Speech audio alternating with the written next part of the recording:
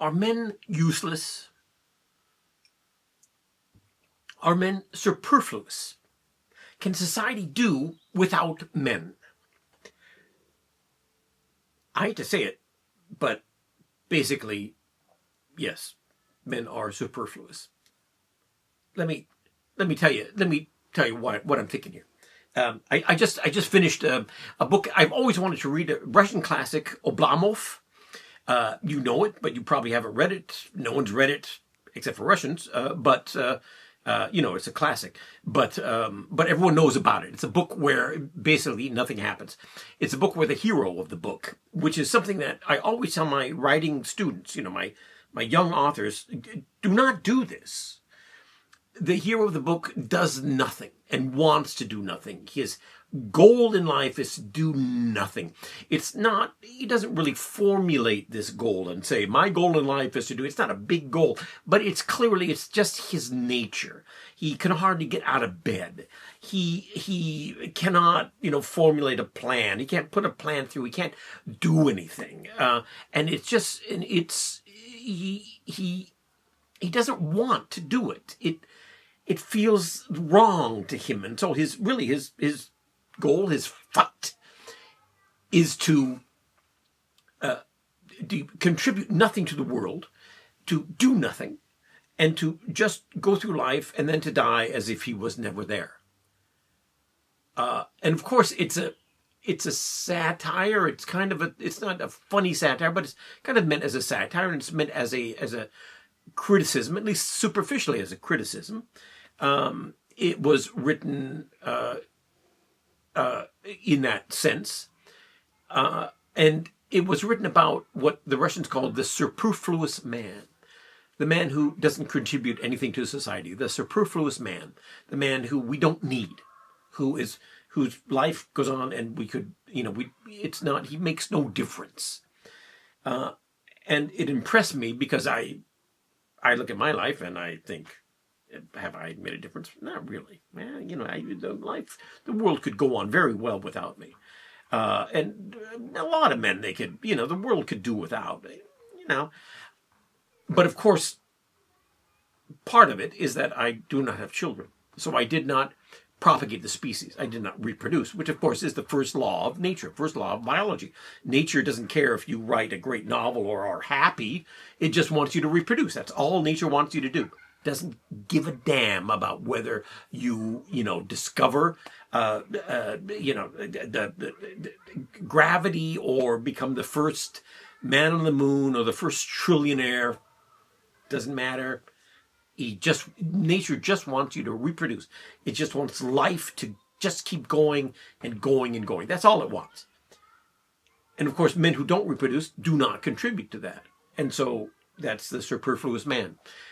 The book, of course, it's Gurdjieff, I think his name is I forgot his name. It's not. I'm not getting his name right. He wasn't writing about a man who doesn't reproduce. He was writing about a man who is superfluous in many social ways. And this guy even manages when an obstacle is put in his way.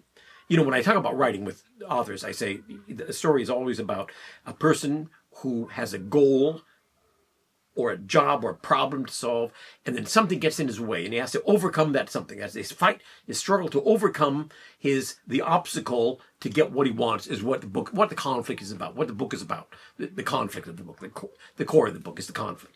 And the core of this book, even though he does nothing in the book, he has a goal. He wants to do nothing, and he has a conflict. Because things get in his way. He falls in love. He falls in love with a woman who wants to marry him and loves him, truly loves him. And he truly loves her. But he has to change his life to be with her. And he knows that he will probably not change his life and will disappoint her. And so he retracts himself from her. And she marries his best friend, in fact.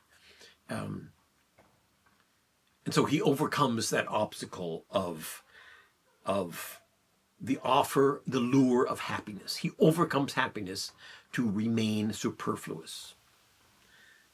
That's an interesting story, and it's good, and it's not only satirical. It's not only critical of like a generation of young men who are overprivileged and overprosperous and don't actually contribute to anything, anything to society, but just kind of live off society like parasites. That's kind of what the satire was about. But in the end, there is also kind of a paean to Oblamov,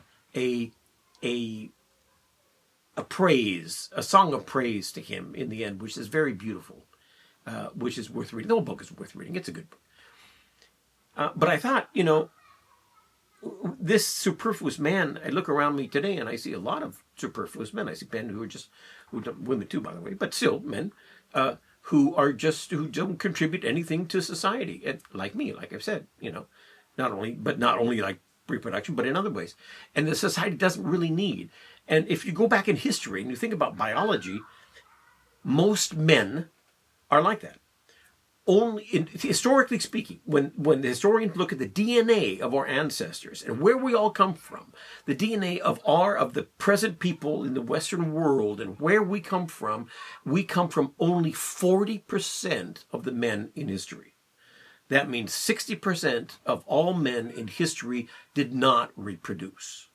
60% of men in any given generation will not reproduce. The numbers may be slightly different now.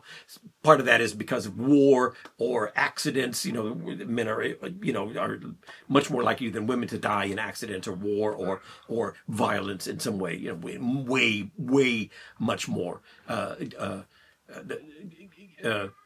liable to die in that way. But a lot of them is just because the girls did not choose them. They were men who the girls looked at and said, he doesn't have the genetic material I want. He doesn't have a job. He's too lazy. He doesn't, he can't, he's not good at confrontation. He would not be able to protect her. He would not be able to raise the child properly. So women have some kind of standard of deciding which men get lucky and which men don't, which men will reproduce and which men won't. And while 80% of all women reproduce, only 40% of men reproduce. That would indicate that 60% of men are superfluous to this world. That's kind of frightening and discouraging. But there you go. Food for thought.